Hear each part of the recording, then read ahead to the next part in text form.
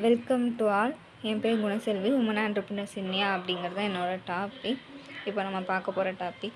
அப்புறம் இன்ட்ரோடக்ஷன் வந்து woman entrepreneurs அப்படிங்கிறவங்க ஒரு பிஸ்னஸை வந்து ஆர்கனைஸ் பண்ணி ஆப்ரேட் பண்ணுறவங்க தான் உமன் ஆண்டர்ப்ரனர்ஸ். உமன் ஆண்டர்ப்ரனர்ஸ் வந்து ரீசெண்ட் 1970s தான் அதிகமாக உமன் ஆண்டர்ப்ரனர்ஸுங்கிறவங்க வெளியில் வர ஆரம்பிச்சிருக்காங்க அப்படின்னு சொல்கிறாங்க. உமன் ஆண்டர்ப்ரனர்ஸ் வந்து பேசிக்காக வந்து இன்ஜினியரிங், எலக்ட்ரானிக் அந்த மாதிரி ஃபீல்டில் இருந்திருக்காங்க.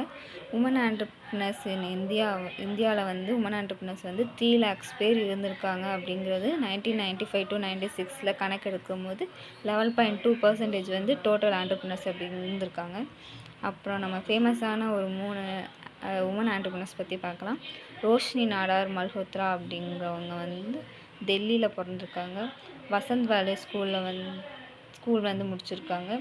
அப்புறம் அவங்க வந்து MBA வந்து கெலாக் ஸ்கூல் ஆஃப் மேனேஜ்மெண்ட்டில் வந்து முடிச்சிருக்காங்க. அவங்க வந்து HCL டீச்சில் வந்து சேர்மனாக இருந்திருக்காங்க. இந்திரா நோவி அப்படிங்கிறவங்க 1980 வந்து second master degree in public and private management வந்து ஏர்ன் பண்ணியிருக்காங்க. அப்புறம் வந்து 1994 வந்து பெப்சிகோவில் வந்து சீனியர் வைஸ் பிரசிடெண்ட்டாக இருந்திருக்காங்க.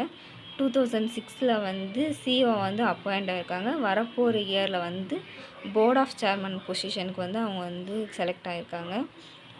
அப்புறம் தேவிதா சாரஃப் அப்படிங்கிறவங்க வந்து 2006 வந்து CEOவாக ஹெட் ஆஃப் மார்க்கெட்டிங் வந்து ப்ரொமோட் ஆகியிருக்காங்க.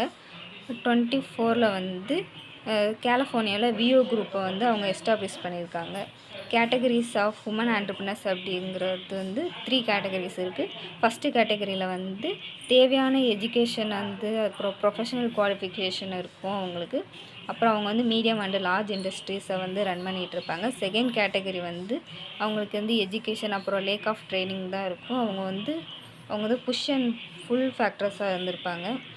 தேர்ட் கேட்டகரி வந்து உமன் ஆண்டர்ப்ரனர்ஸ் வந்து பிஸ்னஸ் வந்து வந்ததுக்கு காரணம் ஃபினான்சியல் டிஃபிகல்ட்ஸ்க்காக வந்திருப்பாங்க.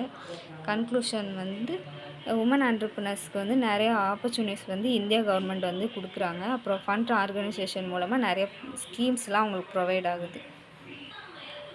தேங்க்யூ.